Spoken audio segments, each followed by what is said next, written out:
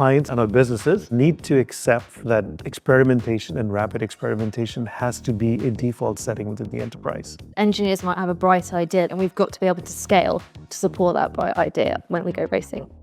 In this conversation, we look at how Aston Martin F1 have the correct infrastructure to implement the latest tech solutions and how Cognizant ensure their clients remain at the cutting edge.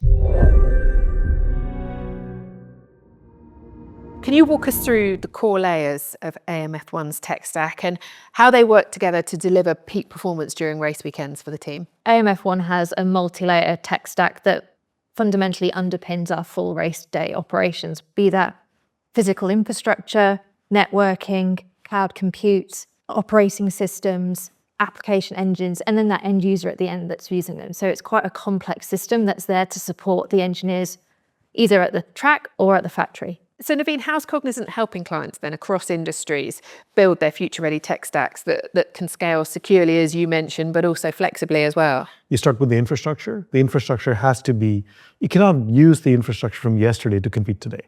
So one, how do you get to the latest and the most flexible and the most secure infrastructure for the problem that you're trying to solve? On top of that is usually a pretty deep and a nimble data layer, because infrastructure is doing something. It's serving a business purpose. So capturing the context is what the business really needs, and that's what lives in the data layer.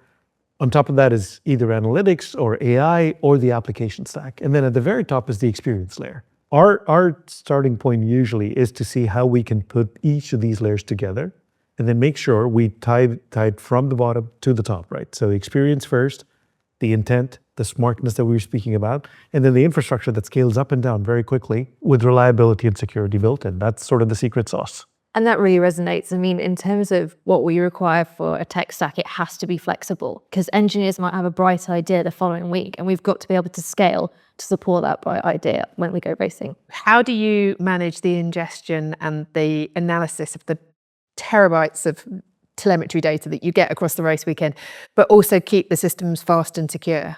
So it's about prioritizing what data we need and when we need it. Obviously, like you said, we get terabytes of data off the car and it's working out, okay, who's at track and who needs this data? But we have 35 people back here at the factory that also need that data over some other data that we might also be collecting. So it's really important that we prioritize to make sure, like you said, that the user experience here back at the factory, it's not about user experience, it's about that quick decision making. So they can feed back to the track so then they can add performance to the car essentially.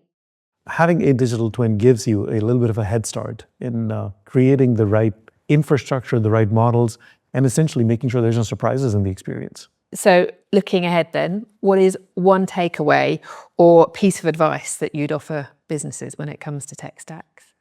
The pace of tech evolution is faster than it's ever been before. And we think clients and our businesses need to start building out these infrastructures that are flexible, need to accept that experimentation and rapid experimentation has to be a default setting within the enterprise. And then you have to very quickly learn, you have to very quickly bring it into the mainstream.